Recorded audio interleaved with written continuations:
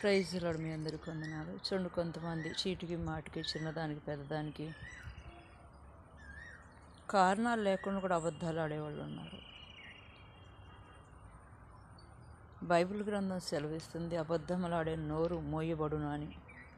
కొంతమంది ఎవరు వస్తువుని తెచ్చుకొని కూడా వాళ్ళు మర్చిపోతే కొద్ది రోజుల తర్వాత ఇది మాదే అంటారు.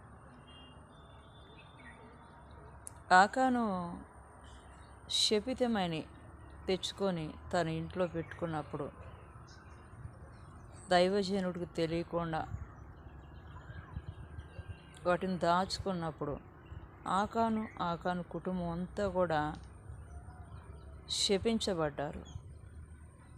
ఆకోరు లోయలో పడవేయబడి రాళ్లతో కొట్టబడ్డారు.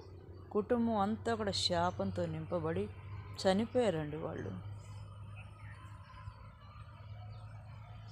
బైబిల్ గ్రంథంలో అదే రాయబడి ఉంది, అబద్ధములాడే నోరు మోయబడునని. అననీయ సప్పేరాలు కూడా దేవునికి ఇచ్చే విషయంలో వారు కూడా ఏం చేశారు, ఎంతకే అమ్మితిరా అంటే ఎంతకే అమ్మామన్నారు.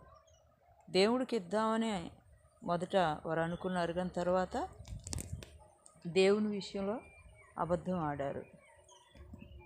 అబద్ధం ఆడిన వారు మరణించారు. కాబట్టి అబద్ధం ఆడకూడదు. నీ పొరుగువారిది పూచిక పుల్లైన ఆశించొద్దు అంటున్నాడు దేవుడు.